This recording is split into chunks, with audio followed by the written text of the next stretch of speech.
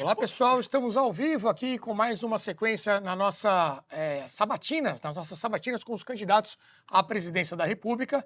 Vamos relembrar, já recebemos aqui Romeu Zema, Ronaldo Caiado, recebemos também Augusto Cury, na última sexta-feira o Renan Santos e hoje com Pablo Marçal, do PRTB, perdão, ele que registrou a sua candidatura ali no último minuto e vamos conversar com ele para saber seus planos aí para essa candidatura à presidência da República. O Paralelo, todos vocês estão assistindo e para mim é uma honra estar aqui. E eu quero agradecer a Deus porque acho que 99% de todos os políticos trabalharam para que essa candidatura não acontecesse. Então, só de estar sentado aqui é um milagre. Estou esperando isso há 208 semanas. E estou muito grato de começar num lugar onde está sendo reescrita a história do Brasil. Não vou esconder, eu tenho um apreço muito grande pela Brasil Paralelo e quem apoia esse movimento. Então, acho que começar meu primeiro ato oficial. Ontem foi o primeiro dia de campanha, né? Eu tirei para consagrar ele a Deus, a minha campanha. E vai ser uma guerra violenta. Então, tive que gastar milhões com advogado para defender o povo, para poder servir. Nunca ganhei nada com isso e é um sentimento de gratidão muito grande estar aqui respondendo essas perguntas. Vamos começar já então tentando esclarecer a sua situação jurídica dessa Sim. candidatura, né? O senhor foi condenado pelo Tribunal Regional Eleitoral de São Paulo por abuso de poder econômico, uso indevido dos meios de comunicação e captação ilícita de recursos na campanha de 2024, para a campanha para prefeito aqui em São Paulo. Isso incluiu aquela questão dos campeonatos de cortes e tudo mais. O senhor estava inelegível até 2032 e conseguiu agora, através de uma liminar, registrar sua candidatura. Qual é a situação atual? Qual é o status jurídico da sua candidatura e quais podem ser os próximos passos em relação a isso? Eu fiquei 5 anos na academia de Direito. Eu jamais faria algo que me passasse perto de me tornar inelegível. Existe uma pressão política muito forte, o Brasil está debaixo de um sistema de exceção. Eu confio que existem muitos bons juízes e justos nesse país. A primeira ação ela foi revertida, a segunda ficou 4-3, então por causa de um voto, eu já não voltei no ano passado. Nós entramos com um RESP e eu percebi uma movimentação estranha de alguns políticos, né, usando força política mesmo para me manter inelegível. Relatos desses políticos é que eles não conseguem me controlar. Infelizmente, o Brasil ele é liderado por marionetes, né, por pessoas que na expressão correta do brasileiro, ele tem um rabo preso com alguma coisa. Eu não tenho com ninguém, não tenho um contrato público, nunca toquei em dinheiro público. Vou fazer essa campanha sem nenhum real de dinheiro público, sem nenhum apadrinhamento político, sem nenhuma coligação. Mas hoje você depende o quê? Do TSE confirmar essa decisão? Na verdade, eu dependo de Deus e uma caneta de um homem justo, ou de uma mulher justa que aparecer pelo caminho. Então, eu acredito que tem muitos ainda, né? São 15 mil juízes no Brasil, mas a gente está num estado de... Depois que houve a descondenação do atual presidente da República, né, a moral do Brasil caiu muito. Então, eu vejo que tem muita gente militando para que eu não esteja aqui. Tem gente falando que alguém mandou eu vim para responder um chamado, mas a resposta é simples, o DRAP não sobe se eu tiver inabilitado. Todas as minhas certidões estão ok, o que existe é uma discussão no TRE. Então, o primeiro juiz ele condenou, e essa condenação ela subiu para o TRE. Agora, hoje é segunda-feira, nós vamos entrar com um recurso. Isso pode vir a dar uma liminar e depois discutir depois da eleição. Se caso o TRE não fizer isso, vai subir para o Tribunal Superior Eleitoral. De toda forma, eu tenho paz em relação a isso, que em matéria de direito não faz o mínimo sentido a condenação. Aqueles negócios de corte, ficou todo mundo impressionado, né, que eu acabei trazendo isso para o Brasil. O campeonato não foi sobre a eleição. Eu não coloquei R$1 nisso para a eleição.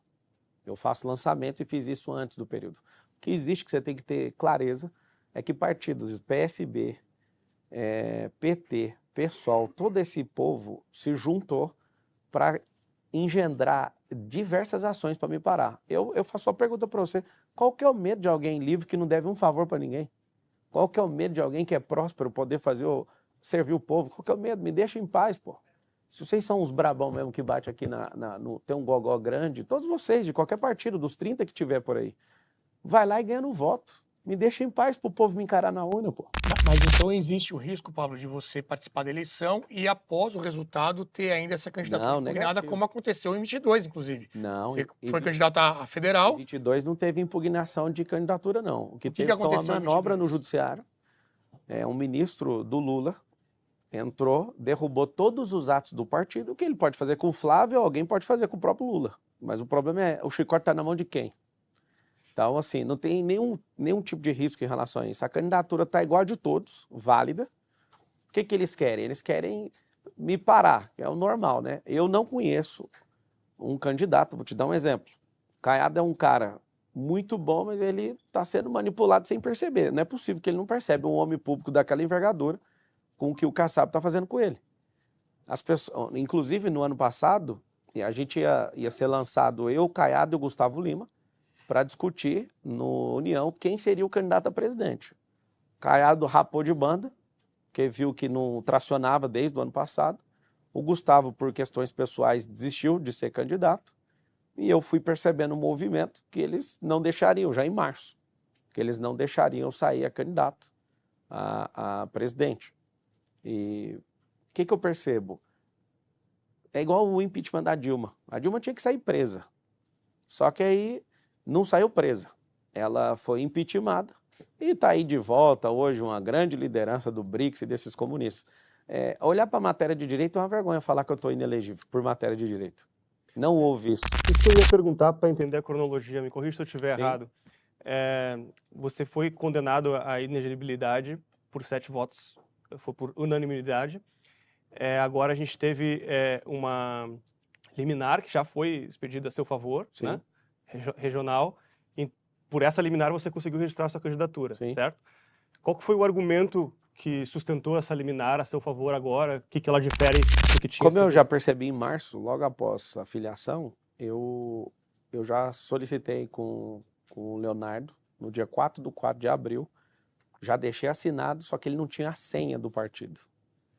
E é uma briga gigantesca, onde os partidos percebem que tem alguém que vai sair livre, igual fizeram com o Silvio Santos, né? Eu tive pessoalmente com o Fernando Collor de Mello.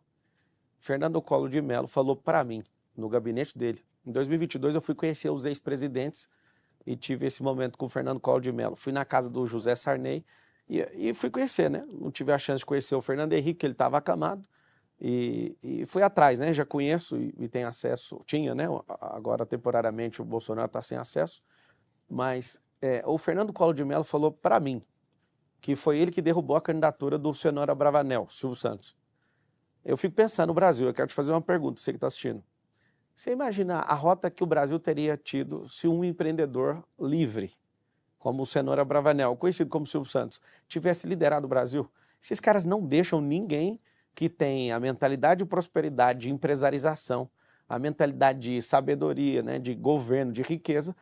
É por isso que esse país está à destruição. Eu só entrei nisso aqui para recuperar a dignidade desse povo.